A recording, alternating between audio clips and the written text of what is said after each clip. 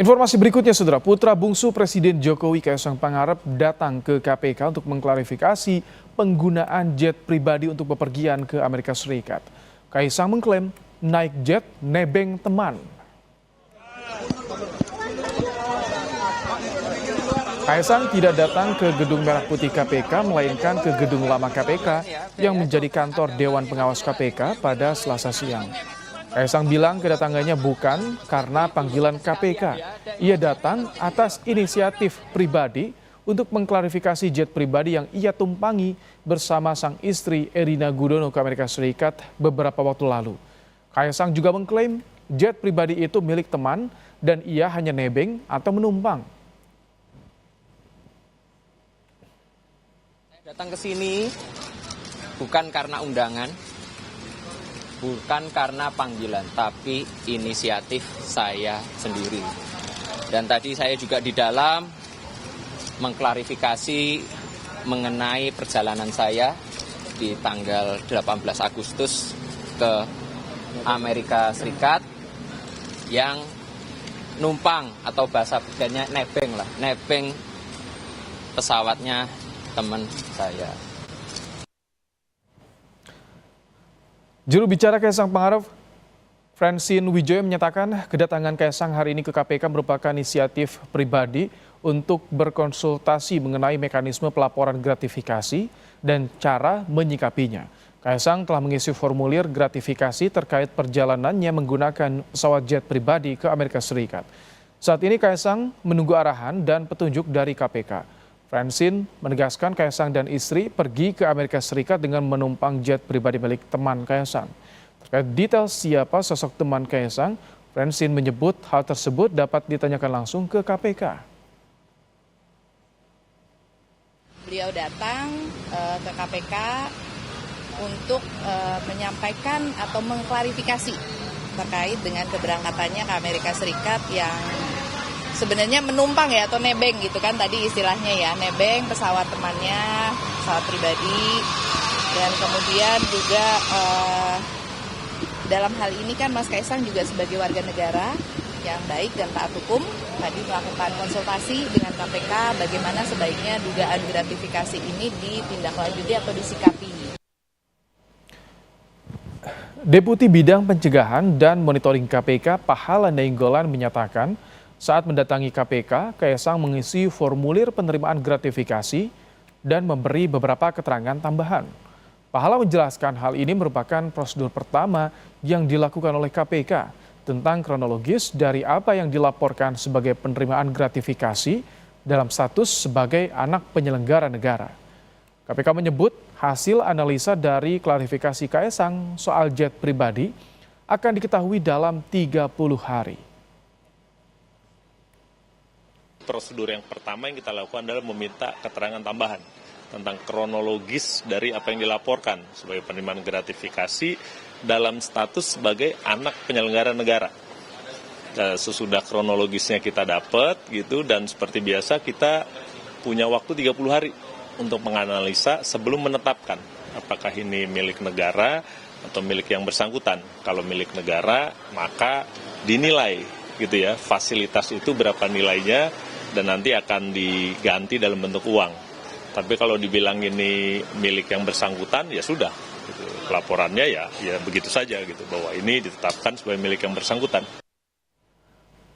Kaisang Pangarep hadir di Gedung Lama KPK pada Selasa siang. Informasi lebih lengkapnya kita akan sapa jurnalis Kompas TV Niputu Trisnanda langsung dari Gedung KPK. Selamat petang, Putu. Kaisang disebut mengisi formulir gratifikasi dan memberikan keterangan tambahan. Apa, Putu, keterangan tambahan yang dimaksud?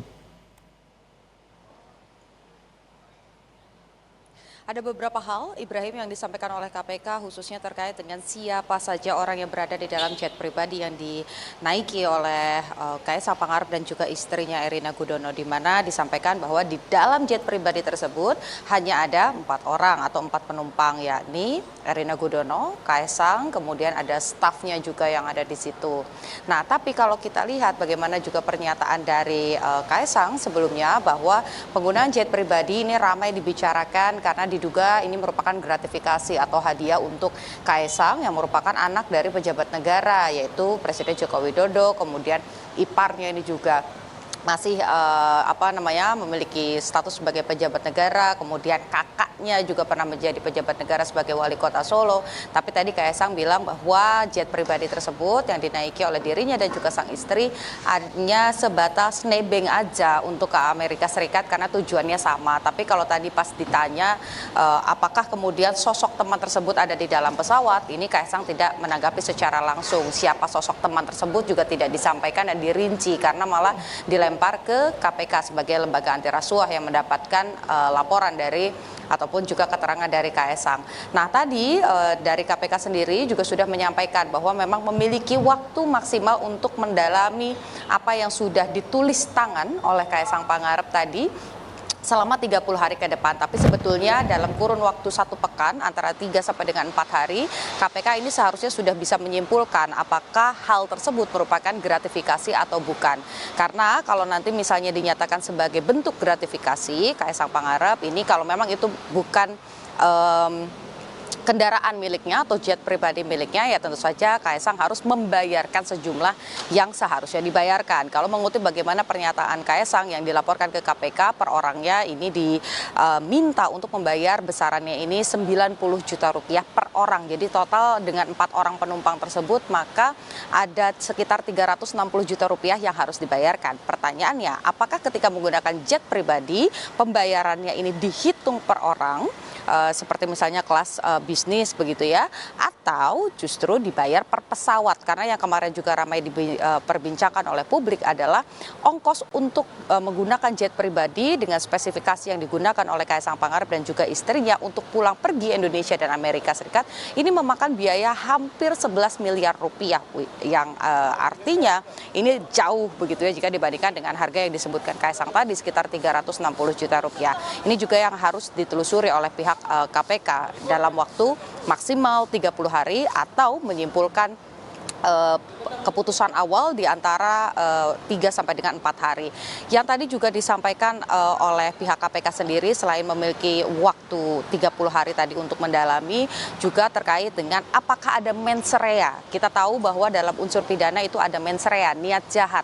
Bicara soal gratifikasi misalnya, Ibrahim dan juga saudara, gratifikasi sendiri ini merupakan hadiah, bisa dalam bentuk diskon barang ataupun juga paket wisata begitu ya. Ada banyak sekali bentuknya yang bisa diberikan, baik itu kepada pejabat negara ataupun juga kepada keluarga dari pejabat negara. Nah ini yang juga harus dipastikan oleh KPK, apakah ada niat tersebut dengan memberikan hadiah ataupun juga paket wisata ataupun kemudahan-kemudahan lainnya, ini berdampak pada keputusan-keputusan politik misalnya ataupun juga proyek-proyek, mengingat Kaisang ini merupakan keluarga dari pejabat negara. Nah ini yang harus ditelusuri oleh pihak KPK, Ibrahim. Saja, apakah akan ada pemeriksaan pihak lain termasuk sang pemilik pesawat nantinya? Pertanyaan bagus, Ibrahim, karena kalau tadi kita lihat bagaimana jalannya doorstop begitu ya atau wawancara dengan pihak KPK, itu adalah pertanyaan utama selain siapa sosok teman yang dimaksud oleh Kaisang untuk nebeng tadi, kemudian juga apakah nanti ayahnya yang merupakan pejabat negara setidaknya masih dalam beberapa pekan ini menjabat sebagai presiden, yaitu Joko Widodo, ini akan dipanggil oleh KPK. Ini semua baru bisa disimpulkan atau diputuskan oleh KPK ketika misalnya ada indikasi gratifikasi. Jadi kalau nanti ada indikasi gratifikasi, baru KPK bisa memutuskan apakah memanggil saksi-saksi, memanggil pihak-pihak terkait yang masuk namanya dalam laporan ataupun juga yang disampaikan Kaisang, kalau kata Kaisang ini keterangan begitu ya, bukan karena klarifikasi karena dipanggil oleh KPK. Kemudian yang kedua, apakah perlu dilakukan penyitaan ataupun juga penelusuran lebih lanjut terkait dengan pembayaran rekening dan lain-lain, ini harus dipastikan dulu oleh KPK apakah betul ada upaya gratifikasi, baru nanti KPK bisa menentukan sikap apa yang akan dibutuhkan untuk memenuhi bukti-bukti. Karena kalau dari tahap awal kemudian naik ke penyelidikan dan naik ke penyidikan, tentu ini sudah harus ada bukti kuat untuk KPK memutuskan hal tersebut. Jadi kita kita lihat nanti bagaimana perjalanannya, kita tunggu 1 pekan apakah ada gratifikasi atau tidak. Kalaupun molor-molor, maksimal KPK harus memutuskan dalam waktu 30 hari untuk bisa mengetahui apakah Kaesang Pangarep ini betul menerima gratifikasi atau justru ya sudah, ini memang hanya nebeng teman saja. Ibrahim. Terima kasih Niputu Trisnanda untuk laporan Anda langsung dari Gedung KPK di Jakarta.